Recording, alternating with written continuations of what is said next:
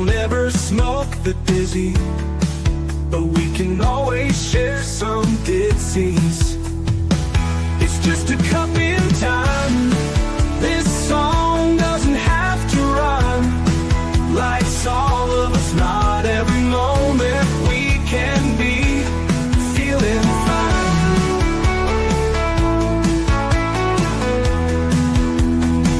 I wanna share a moment, just a second if you will, maybe even a cup of thrill. We could share this performance. It's tea time, come sit with me. Well, welcome guys. Miss Liz is back in the house, and today we have a fun guest in the house and a little bit of kindness. That's right, we're going to do the cycle of kindness with Nathaniel Allenby.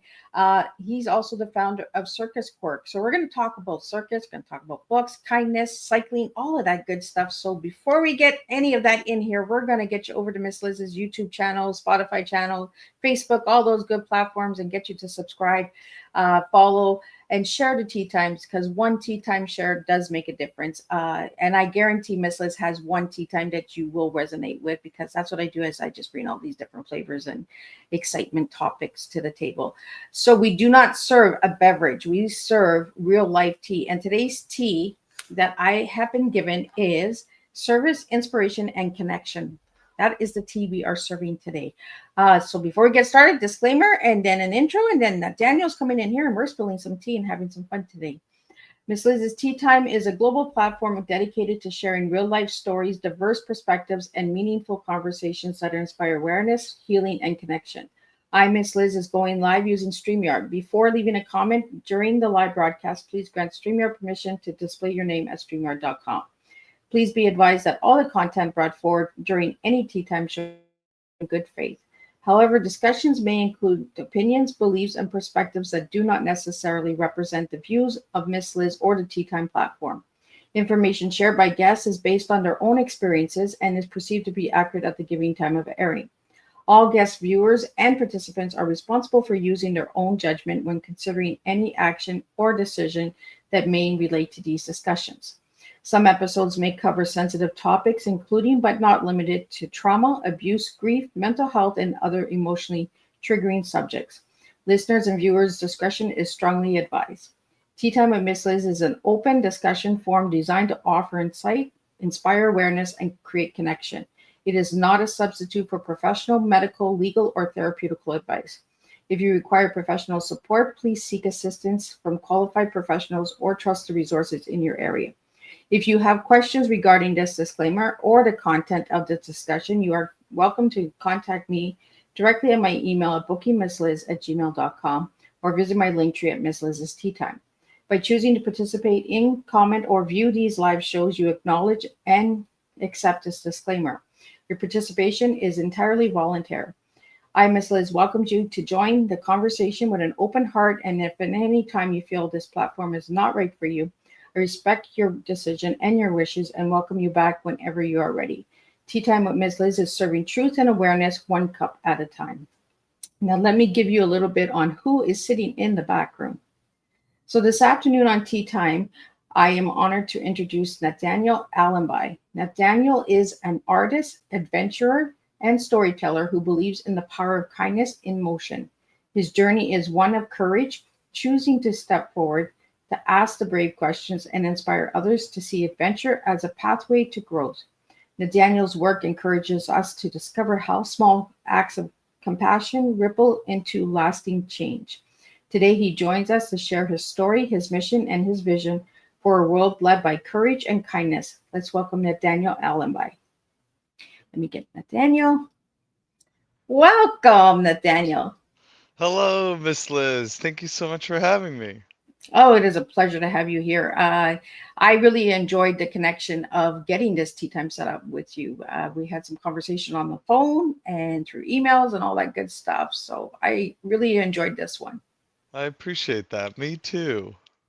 So Nathaniel, I'm going to take you down a little rabbit hole and we're going to have some fun. We're going to play the circus. Okay. Who is Nathaniel as a little guy and who is Nathaniel now?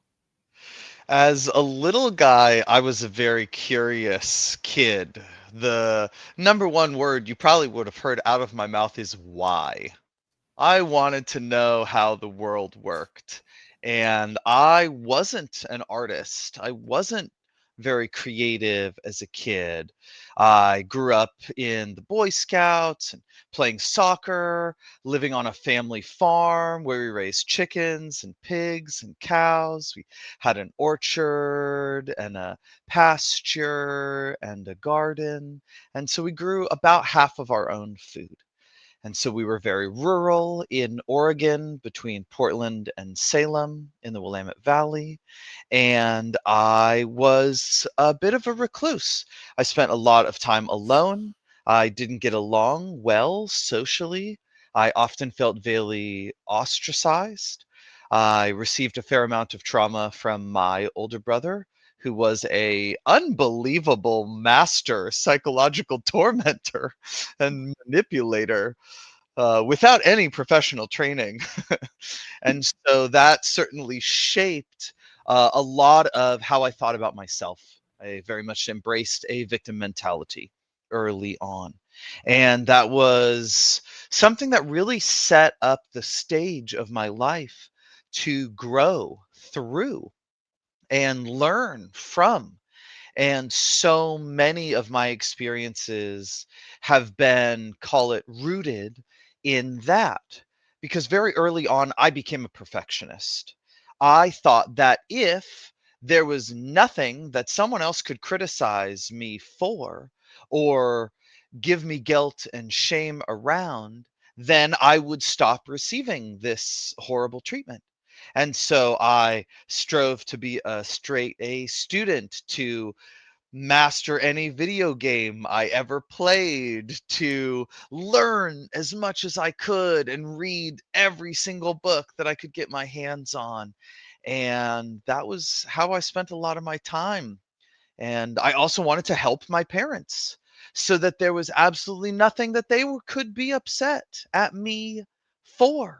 So I tried to become this, ideal or perfect kid. And pretty early on in my college career, I realized how that attempt at perfection wasn't serving me, that I couldn't make all the people happy all the time. Right? It is draining after a while too. Truly, it is beyond exhausting. And there's an aspect of inauthenticity to it. Because as a perfectionist, we're often trying to constantly people please, put on a happy face or a facade or illusion of wholeness or well being within, when often that is sometimes the farthest thing from the truth. So, Nathaniel, what got you into the circus? Because you're the founder of Circus Quirk. How did that come about? Yeah, I founded Cirque Quirk, which is now San Diego's highest rated entertainment company, after landing in San Diego at the invitation of my brother. I was trying to make amends with him, and we were really trying to bridge the gap as adults. But even before that, I was going to Willamette University in Salem, Oregon for politics.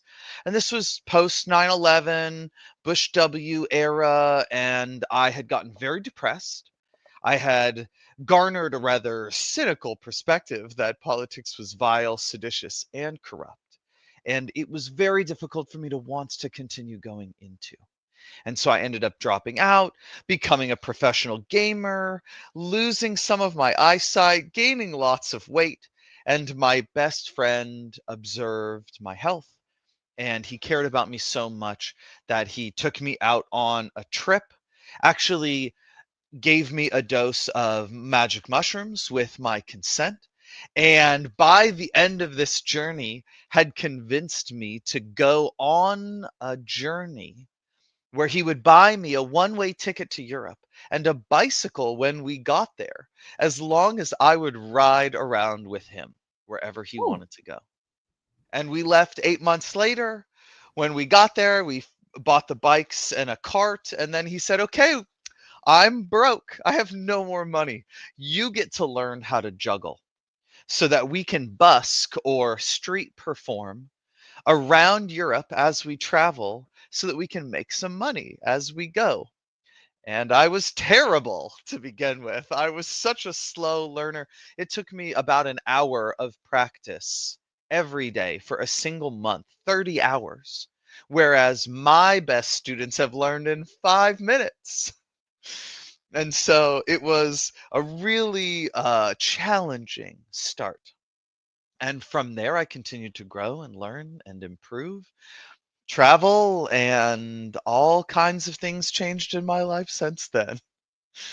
That led But to landing in San Diego 6 years later, where I went to work for another company, learned how to stilt walk, puppeteer, character act, and then I founded my own company, partially due to lack of agreement with management. And since then, over the last 13 years, it's grown and become really well thought of, and it has a really high quality reputation. And we strive for outstanding customer service and really high quality showmanship and bringing beautiful theatrical productions to all kinds of private and corporate events. well, that Daniel, that's where the adventure comes in, right? Politics, riding a bike, juggling, creating the circus, and it shows the diversity, right, of change and opening up the mind and trying new things. Like juggling. Like juggling is not easy. How long did it take you to learn how to juggle? So after those first 30 hours, it took me until about 150 hours until I could start doing some better tricks, be a little bit more consistent, not drop all the time. I am now sitting at somewhere around 9,500 hours. I am Hmm. almost at that 10,000 hour mark. Over the last 19 years, I've actually performed in 18 different countries, in 5 continents, 30 United States. I've gotten to go to Zimbabwe with a company called Clowns Without Borders. I competed in a reality TV show called Fight to Survive in Fiji. And I feel really blessed. I've gotten to have so many wonderful experiences through pursuing my passion of bringing joy, un, unbelievable wonder, amazement, inspiration to audiences worldwide. And I'm continuing that as I go into motivational speaking, promoting kindness through my book as well. And I dream of creating an app, kind of like an Instagram or a TikTok, but instead of like, look at me, ego driven, more of like, let me do something really kind and generous for I someone like else. that. I like And look that. at them. Look at the response that they have, the reaction that they have. Notice how good it can feel when we're doing an act of service for another human being. And the idea is for this to blow up and go viral and get global and change the world into a much more profoundly positive place. Absolutely. And Daniel, I always say it, right? The ego's got to go. We got to start opening up that heart and getting some kindness out there. I want to do pop up your book so you can describe what the cover looks like for the audio listeners out there. And let's talk about the book a little bit. And then we're going to get into some of these questions that came in for you. But, adventure, just do it. Just try it. I've been saying that for the last 6 years to everybody who has listened to Tea Time. Just try and you will make a difference and open your heart up to others. So let's get the book up there and let's talk about the book and how you got the cover and the name and all of that good stuff and what they can find in this book and where they can get this book. Certainly. So, The Cycle of Kindness is available where all good books are sold. You can find it on Amazon or Barnes and Noble. We're working on an audiobook, but it is available on ebook as well, so those regular platforms. And I was at an event where I had been talking to a friend about what was the working title at the time, which was The Kindness of Strangers. However, there were already 3 books by that title. So I needed something different, and they recommended The Cycle of Kindness, and I loved it. It stuck. And so there is a golden cog in the background of the cover, with the earth in the middle of it, as well as a golden recycling symbol, which is to say that there is a real value in passing along kindness. There's these terms of pay it forward or do a good turn daily that I definitely work towards promoting through the content of the book. And also at the very top, there are some ripples because there is a very real and genuine ripple effect to all of our actions that we often don't see. When we have an impact on someone else, they then go and have an impact on the people that they interact with, sometimes for the rest of their lives, especially when we have a really profound impact and we truly change someone. And so I have this belief and vision that the actions that we do in this life truly matters, and that we get to be blessed with this life to have the opportunity to make a positive impact on the world through those around us. And And very center of the world, you can see Europe because that's where I was within this book. I spent 10 months there, pedaling around 7,500 miles. I do have a second book already written as a part of the original manuscript that I wrote, where I travel across the United States. But when it came to the editing process, I had way too much material and so needed to make this into a book series, which I hope oh, I like to it. release the next one within the next 5 years or so. And you want to mention that little golden bike on the top of the cycle? The word the Yeah. cycle? Yeah, there's also a little golden bike with little rotating recycle-like wheels because I could not have traveled without what I term the cycle of kindness, the generosity of others, the gifts that I received, people who gave me a place to stay or fed me or gave me water when I was thirsty. And there were times when people gave us money, even when we weren't asking for it. And so it really was this cycle where the more that we gave as we volunteered our time, did work trade for intentional communities, permaculture farms, nonprofit organizations, the more that we received in return. Well, we have a question that came in as you were talking about on the road, right? So I'm going to get that question out to you. It says, on the road, Yay. what was the hardest day and what kindness kept you moving? What was the hardest thing or state? The hardest day. Oh, the hardest day. So I actually began the book with the hardest day because it is so gripping. It was the day after Christmas, December 26th, 2006. I started out in the small town of Toulouse on the foothills of the Pyrenees Mountains in southern France, and I cycled through the coldest weather I have ever experienced in my life. It was so well below freezing that the river next to me, as I was cycling along, was actively freezing over. I had every piece of clothing essentially that I owned on, and I didn't have gloves that covered my fingers. So every 10 minutes, my fingers were going numb.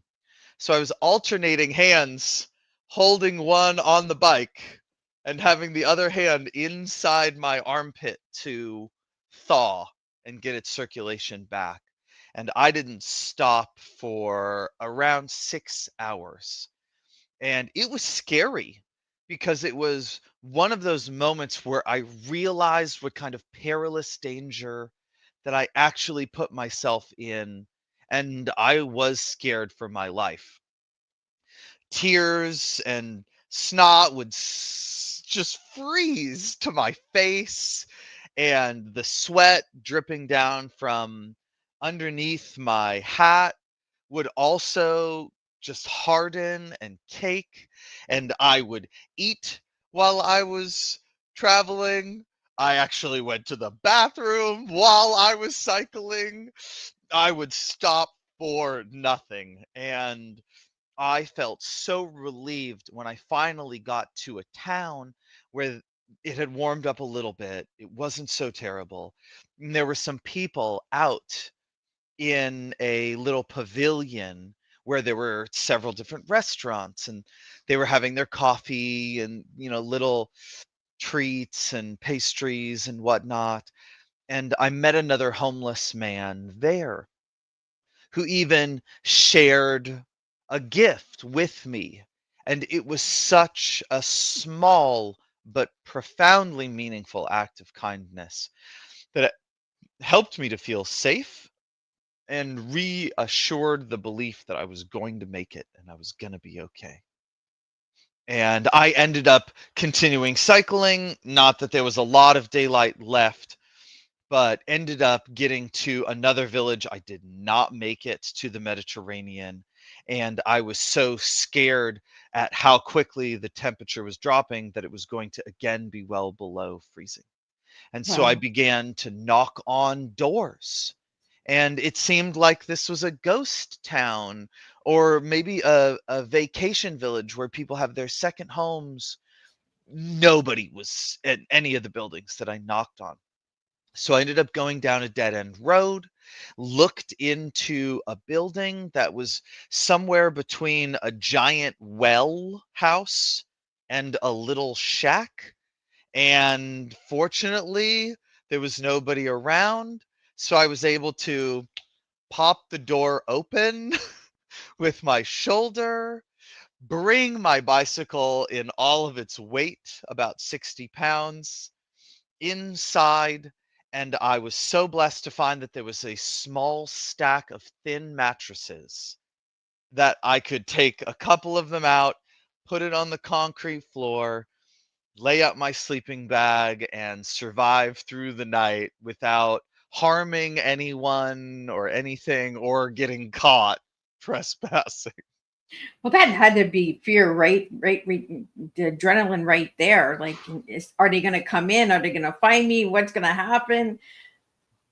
Yeah, for sure. So we have a question here. What country or region most transformed your view on humanity and why? So I began in the Netherlands, and it was very much a culture shock going into that country, as essentially all I had experienced before that was the United States. I had spent a couple of weeks in England, but the cultures were relatively similar enough. Now, the Dutch are very warm, kind, bike centric people. And so this really helped me feel more assured and confident in my decision to travel in a place where I couldn't read the street signs and I couldn't speak the language and I didn't know enough to say I, me, one, two, three, ask for help, any of it. And I certainly learned along the way. But there was Well, something different and special about France that was like the experience of going into the Netherlands all over again. But by that point, I had gotten used to the richness of the culture, the difference within the diversity of different countries. But France has the Tour de France. And people would come up to me jokingly all the time and be like, "Oh, le Tour de France." And I would jokingly respond, "Non, non, monsieur, le Tour du Monde, the tour of the world." And they would always laugh at me at that. And people were extra generous in France because I was riding a bicycle around. It is such a bicycle centric culture that I received an even warmer reception than anywhere else I went and had some truly magical experiences in France. well, it kind of goes into the next question. How did relying on strangers change your definition of community and trust? I gained faith in humanity that I didn't possess up until that point because of the experience of my brother traumatizing me, my father not necessarily protecting me, my receiving a great deal of bullying at school, needing to see therapists from an early age, getting depressed about the choices of what I was doing with my life through a college politics program. It really changed when I no longer needed to be trying to fulfill some goal or meeting someone else's objective or some standard of success that I didn't necessarily buy into. It really helped to just be like a sail in the wind, going wherever life took me, that I got to slow down and be present. And I ended up adopting and finding by pure intuition and call it chance, this mindset of having the perspective of a newborn child, having Oh, amazement and awe and wonder in everything around me as if I was seeing it for the first time, and simultaneously holding the perspective of an elderly person on their deathbed, cherishing everything as if I'm seeing it for the very last time, and loving and having associations and connections with everything, and being so in this wonderful place of cherishing and valuing and appreciating. And those two simultaneously held me in this magical place where it felt as if I could slow down time, where things lasted for longer. And that mindset brought me to this place of true presence. It's a sort of flow state that's talked about in books like Stealing Fire.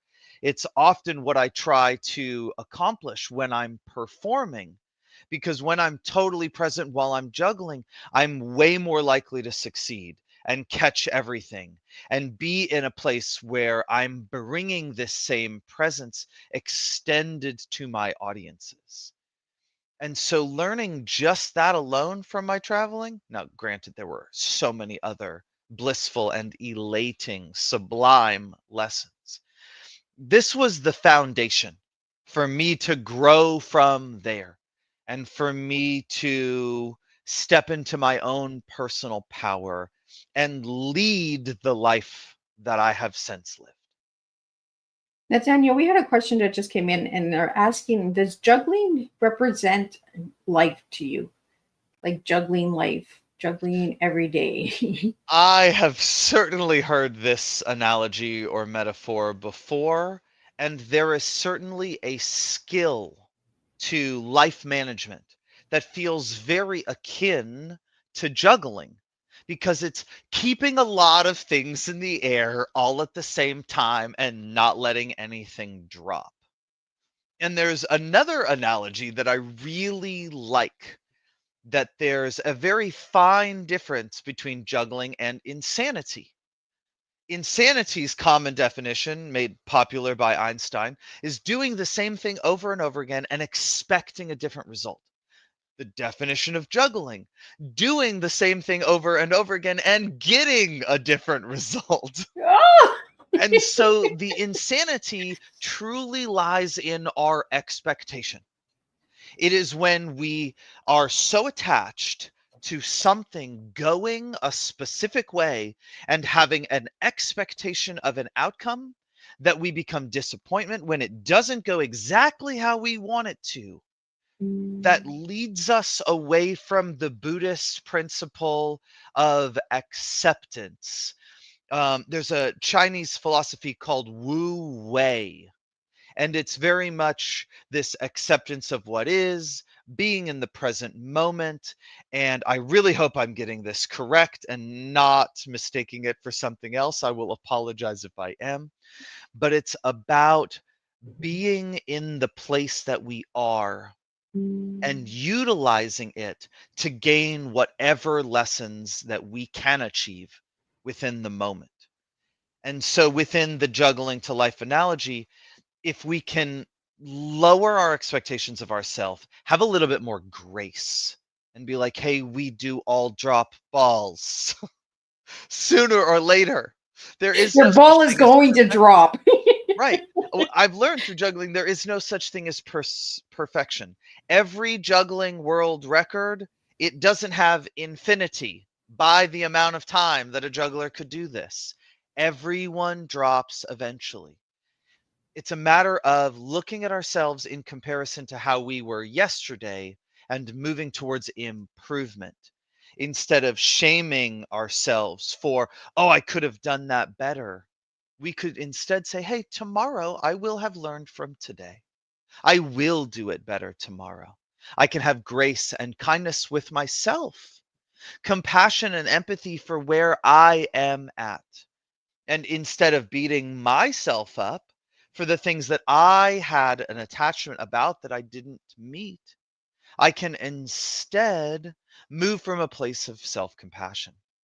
And that leads us to a place of having more compassion for others. Yeah. Now, Daniel, has juggling helped you with perfectionism? 100,000,000%.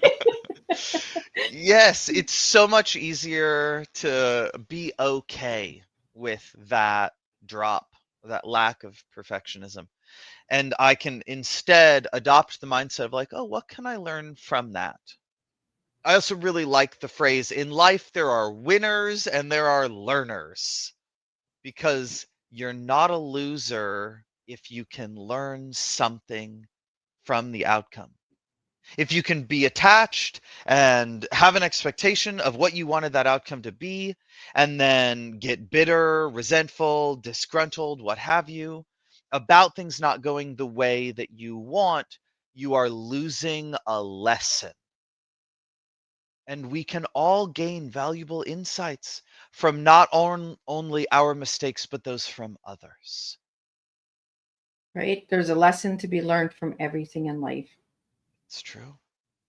We have a question here that came in. If a reader wants to practice everyday pilgrimage, what Pilgrimage.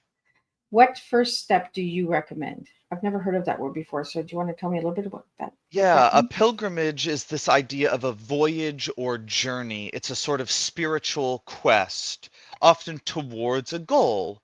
Monks towards enlightenment. Pilgrims were often attempt to becoming closer to Christ. It was very much an early Puritan or Protestant way of going about living. And pilgrims often journeyed from one destination to another. There's the Milagro de Pitinto, or in Spain, there's, oh gosh, why am I blanking on the name right now?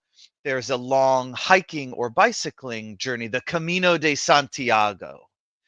And these things can take us from one place to another, but we can begin these kinds of practices without actually going anywhere, because we can turn any daily practice into a meditation or moving meditation, especially processes that are simple, repetitive, things that are consistent or even necessary in our lives, such as brushing our teeth, doing the dishes, cooking our food, or tending to a garden. Juggling can also be utilized as a great moving meditation. It is anything that can help us be grounded in the present moment. Simply breathing with intention and conscientiousness is one of the absolute best ways to begin achieving this practice.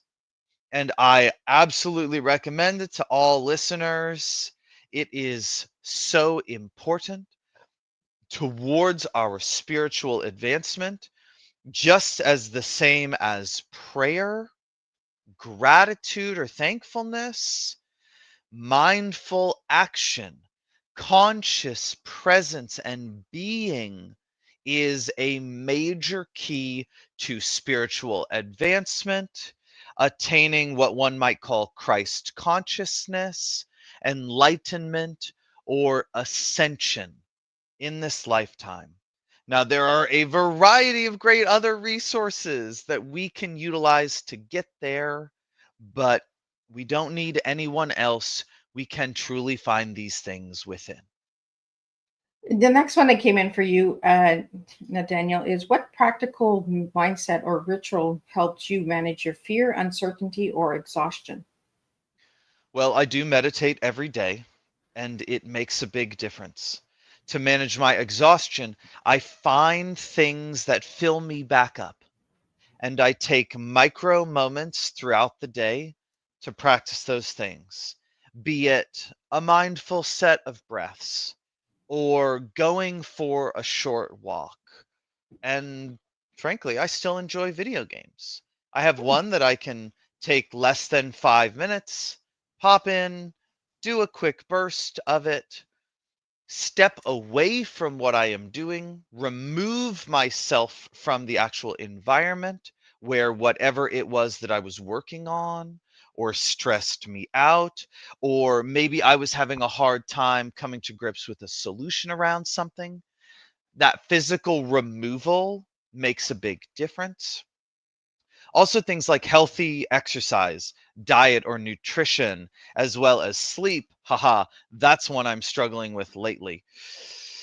All of these things make a massive difference in how we show up to everyday situations, problem solving, handling stress, and Liz, I could literally rattle off a dozen books that helps in everything from day-to-day living, relationships, and how we show up in stressful situations. Managing or regulating our emotions is so important, which ties into emotional intelligence. Leadership training, massively important in today's world. There are amazing organizations out there like Next Level Trainings, Masters in Transformation Trainings, Leaders in Transformation, Ascension Leadership Academy. There are such valuable skill sets that we can gain real improvement and growth in how we show up in everyday, everything situations that makes such a massive impact on our lives that I encourage all of your listeners to do self education. I absolutely love Plato's quote, "Know thyself. The unexamined life is not worth living."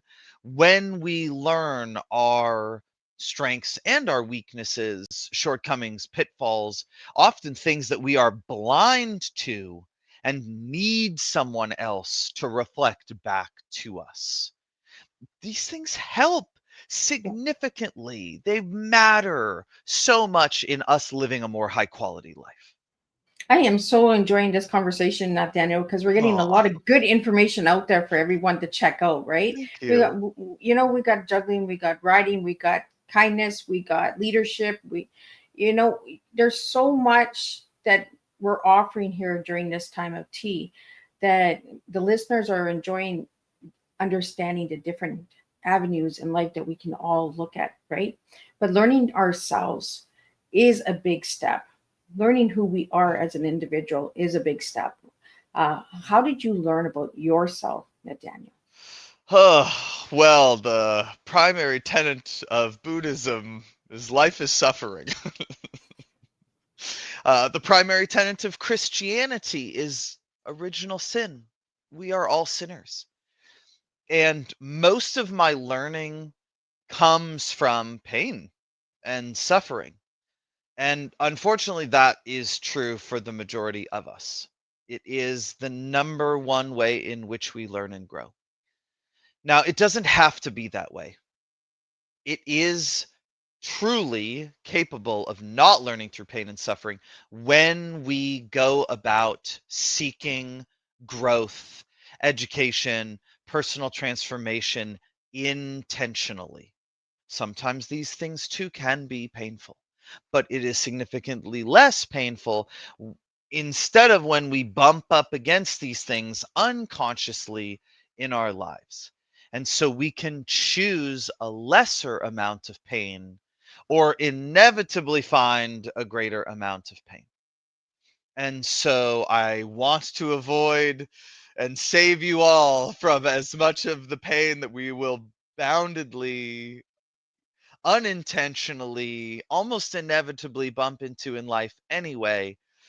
And so seeking out people who can hold us accountable for our baloney, for a PG term, is very important. Seeking out community of people that suffer from many of the same things that we suffer from, be it from self-help circles like the Awareness Project, Mankind Project, Sacred Sons, Authentic Man or Authentic Woman Project, and things of that nature, or be it prayer circles, Bible, Torah, Quran, what have you, study groups, looking into more alternative or agnostic philosophies, ways to connect with the divine, ourself, the Gnostic texts, Nag Hammadi, or geez, just about anything like the book Power versus Force. There's so many resources out there that help us and truly worth looking into. Outside of that, spending moments every day taking care of ourselves, maintaining love for ourselves, lifting ourselves up, filling our own cup, doing the things that we need to so that we aren't drained, depleted, irritated, irrational, angry, frustrated, taking things out on others are so important because of the ways in which our interaction not only shapes our environment, but shapes how we receive things coming back to us. The more positive we are towards others, the more likely we are to receive positivity in return. Right? The more we give, the more we get. But you got to give to get. Yeah, the more angry, bitter, resentful we are towards others, the more likely we are to receive those things in kind. Absolutely. Well, Nathaniel, you said you filled a cup. So let's get into your cup of tea. The tea that you gave me was service, inspiration, and connection. Why did you give me those three words for your cup? I grew up leading a life of service, growing up through the Boy Scouts, becoming an Eagle Scout. I find that I have more joy in life when I am giving to others. A life in service is enriching. The more selfish I am, the less filled up I am. In terms of connection, connection is most commonly how I give service.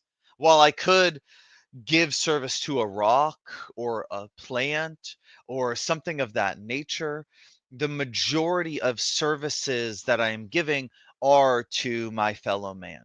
Now, I am a dog and cat lover. Also, I grew up with animals.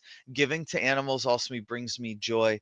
But there is something special about human consciousness that when we are giving to other people, I swear there is a part of the brain that lights up and we get so much more out of it.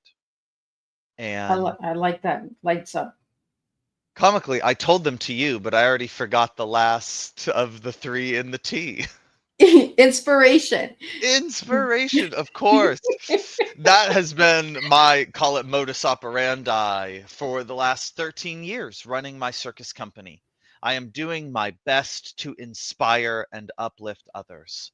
The more that we can work, make a world a better place through our inspiration of others, the more we get out of it, because the better the world is that we see around us. I truly believe that every interaction can be an act of inspiration for another human being. And because of how much inspiration that I received while I was traveling, it is now my goal to give that back to the world tenfold and do my best to have that profoundly impact on the planet, or profoundly positive impact on the planet. So On that's the my life goal. right I and encourage everyone and anyone to join me. and I like that tea because it is your tea and it shows your journey. Uh, we had a question that came in about Circus Quirk. Sure. how did you get the name, and how does it bring storytelling to the stage, and what lessons from the bicycle years appear in your performance most? So the most popular circus when I started my company was Cirque du Soleil, which is Circus of the Sun. Yeah. And I wanted something that could be associated with that kind of positive association. So Cirque, like Cirque du Soleil, and Quirk, because they rhyme. And I truly believe in celebrating diversity. We are all a little quirky. I I like quirky. identify as especially quirky. And so I wanted to celebrate the little quirks of our personalities and the quirks of life and celebrating that diversity through a fun word that admittedly is actually the name is hard for people to spell. I've thought about changing the name entirely, but I'm feel like I'm too far into it now. I don't want to give up the name.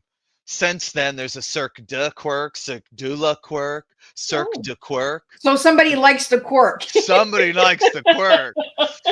And so, yeah, I think we're all a little quirky. And instead of feeling ashamed of the things that make us unique and different, it's important for us to be prideful and honor those, celebrate them in others, and be thankful that we can be blessed to not all be the same. How boring of a world would that be if we were all the same? Right? What kind of cereal are you, Nathaniel? Cereal? Yeah. What kind of cereal? Oh, gosh, I found one recently that I have been so hooked on. It's called Magic Spoon. Oh, I've never heard of it. What's in that cereal? It's a totally like not synthetic ingredient, like really healthy, froofy, call it hippie granola kind of cereal that's keto friendly. It's high packed in protein and it's so delicious that my kids will eat it and they don't even know how good it is for them. Because It's it's got Magic Spoon. Come magic on. spoons. It's got so much good stuff in it. Oh my goodness. You put a little bit of magic in and right away the kids are going to grab it, right? Yeah. I love it. I've never heard of it. I'm going to go and look for it now. Like, Yeah. mhm. But I grew up with O's, just O apostrophe HS or something like that. My grandma gave it to me. It was like Cheerios, but Yeah. before them. And I remember just being like, oh, it's so delightful. And now I'm like, oh, life is wonderful. I love how you changed that O to the new O, you know. Yeah. And I love throwing in these little quirky questions from time to time because Yeah, I I like love to it. get to know my guests a little bit better. And look at, I just found a new cereal that I can try and I can get my grandkids to try. Yeah.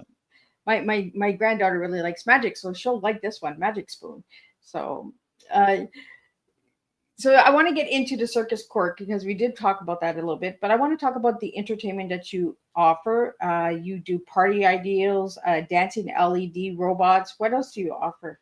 So we're a constantly growing company, but I essentially tell any new client we can offer anything that you can imagine. Generally speaking, anything that you could see at a traveling circus, we can bring that to you. But truly, people's imagination is the only thing that's limiting what we're capable of creating. We build all kinds of puppets for private and corporate events. We create custom tailored theatrical productions. So if you want to bring a message of joy and wonder to your next company party, we can do that in visual storytelling format that actually integrates the message into our performance as well as is verbalized within it. I'm also moving into motivational speaking. But we hire everything from jugglers, hula hoopers, magicians, clowns, stilt walkers, mimes, jesters, character actors, puppeteers, balancing artists, aerialists, acrobats, LED robots. We provide DJ and musician services, sound and lighting, event management, production, coordinating, wedding planners. I mean, basically, if anything could happen in an event format, we can bring it to you. Why We not have have a circus at a professionals so wedding, capable. right? Like, I think that's pretty cool. At a W- wedding? We do a lot of fire and LED duets at Okay. weddings, as well as aerial dance, hula hoop, or sometimes even burlesque performances. We need more of that, you know? We need a Live little bit life more, spicy. right? Spicy. Add some spice to your life.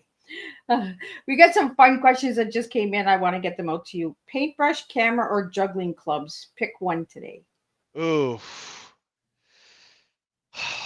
I used to juggle every single day, but my camera feels even more important to me now, partially because I want to capture some of the real moments of joy with my children. And where's the paintbrush come in? Because we haven't talked about paintbrush. Yeah, I make all kinds of artwork. Primary mediums are acrylic paint and colored pencil. I still don't feel a great deal of confidence or comfort with the paintbrush, but it's so fun to learn. It's really difficult for me to get the fine line work that I like and the detail of precision. I have some uber teeny tiny paintbrushes that I love, but I'm also learning to be okay with making a mess and create swaths of artwork. But you can find my art online at a variety of different, what do you call them, portals. Okay. Shopify is where I sell the majority of my art, but it's also in a bunch of different online retail stores where it's made into puzzles or put on mugs and t-shirts and things of that nature. But I'm Allenby Art or Allenby Arts on a variety of social media. You can even find my book, The Cycle of Kindness, online. Cirque Quirk is just www.cirquequirk.com. And I have a bunch of online articles written about me. I'm on the Internet Movie Database, featured there for all of the different appearances that I've had on TV and game shows, movies, music videos, things of that nature. I'm all over a whole bunch of different places. Miss Liz has my link trees. I've got more links than you know what to do with. Yeah, if you go to the link tree, you can find like all of his platforms and stuff, books and that as well is on the link tree. I have the link tree up now, so if anybody wants to see the link tree, it's the cycle of kindness. Uh, Nathaniel, I want to get into sunrise climb or sunset coast. Ooh, I do like a good challenge. I've been rebuilding my upper body strength lately to get back into climbing. So I'm going to go with sunrise climb. That's Ooh. usually sunrise hike right now. And while coasting to a glorious sunrise, especially or sunset, especially along the beach, would be delightful. Yeah, I'm still in a place in life where I'm challenging myself. And this one, a simple act of kindness everyone can do this week. Give food to a homeless person. We have It so feels many. like they're everywhere now, so I They would are. hope that that is easy. But if you can't actually find someone on the street, a food bank or a homeless shelter, any kind of homeless food distribution network, they're generally easy to find. You can search them out online. There are food banks everywhere. Feeding someone is literally giving them life. So Absolutely. choose to give someone life who may not feel like they have much to live for anymore. So, Nathaniel, we have a question about your book. Is it kind of like, uh, let me just, is your book labeled like with um, different topics on how to do kindness? It's a travel adventure memoir. It isn't necessarily a how-to book giving ideas. about acts of kindness that people can commit. Although you could certainly read the book and infer based on what the people within the book do for or to me, how you could then go out and do that to the world. But it's more like a cross between Into the Wild and Eat, Pray, Love. Okay. It's this really humanistic story that's all about travel and really unique experiences. I talk about some of the incredible psychedelic journeys that I get to partake in the book, as well as the volunteer opportunities, the ways in which I give back, and the incredible acts of kindness that I receive that help keep me going. Well, what I really like about your book is the cover. The cover is gorgeous. Oh, Uh, thank the, you. the arrows reminded me of sharing. You know, Hmm. like on Instagram, they have those arrows. But when you said to recycle, that also is recycling life, right? Giving life to Yeah. others. So, like, I really like, and I love the colors. The gold color really pops it out. So, like, I really love that a lot. So, I'm Nathaniel, so glad to hear that. Thank you for sharing. I actually hired a marketing consultant and they encouraged me to go away from this cover, and I said no.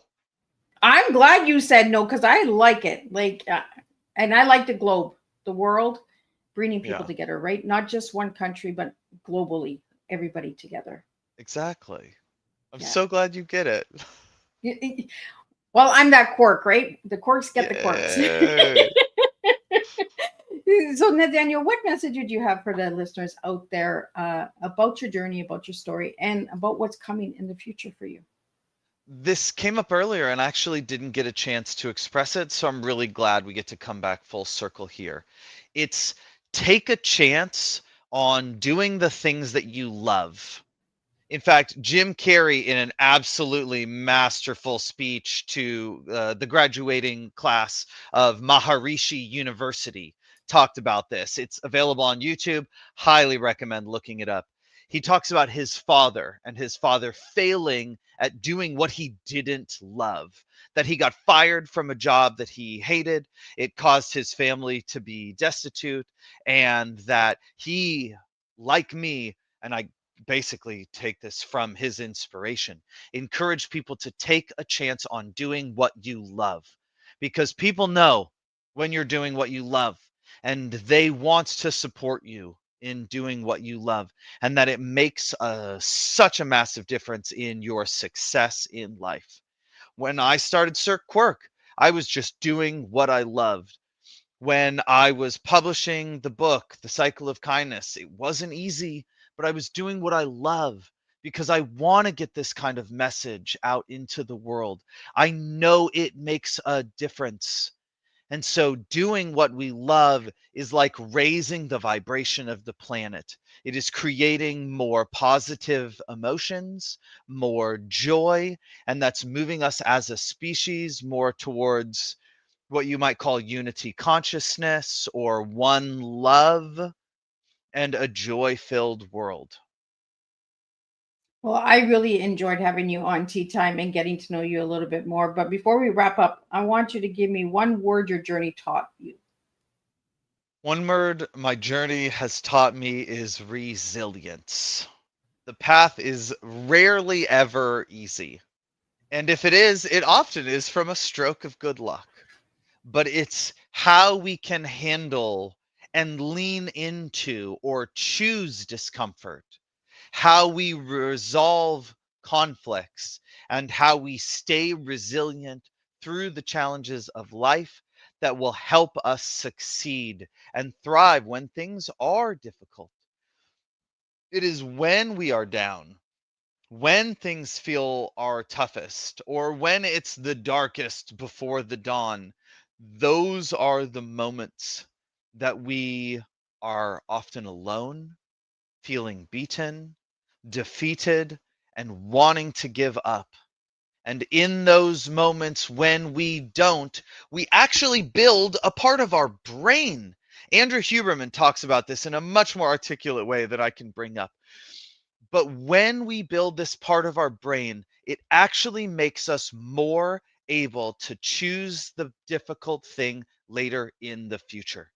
It is when we say, no, I won't eat that sweet thing, or no, I'm going to do 10 more push ups even though I don't want to, or choose any kind of difficult thing that we don't actually want to do, that grows our capacity for resilience and doing things in the future when we don't want to do them. And I promise you, it gets easier. I used to not want to do things all the time. And now it's so much easier to lean into choosing that challenge. Well, thank you so much, Nathaniel, and thank you for reaching out and coming on Tea Time and sharing your tea with us today. Just going to give a closing summary up, and then I'll be back at 7 p.m. with a returning guest who has been on Tea Time 4 times, so you'll be able to catch her coming with her new book as well tonight at 7 p.m. But a closing summary of today's Tea Time. What a beautiful conversation with Nathaniel Allenby. Today, he reminded us that kindness is not passive. It is an action, emotion, and a choice we can make every day. His courage to ask, to create, and to adventure with an open heart shows us that change begins with even the smallest steps. May we each carry forward Nathaniel's message of kindness in motion and find the courage to let our own acts ripple outwards into the world. Thank you guys for joining me on Tea Time, and thank you to all the listeners who tuned in on Instagram, Facebook, LinkedIn, YouTube, and all of those platforms. I really appreciate you, and we'll do this all over again at 7 p.m. Thank you so much, Liz. You're amazing. So glad to meet you and so thankful for how aligned we are. Well, thank you so much for coming.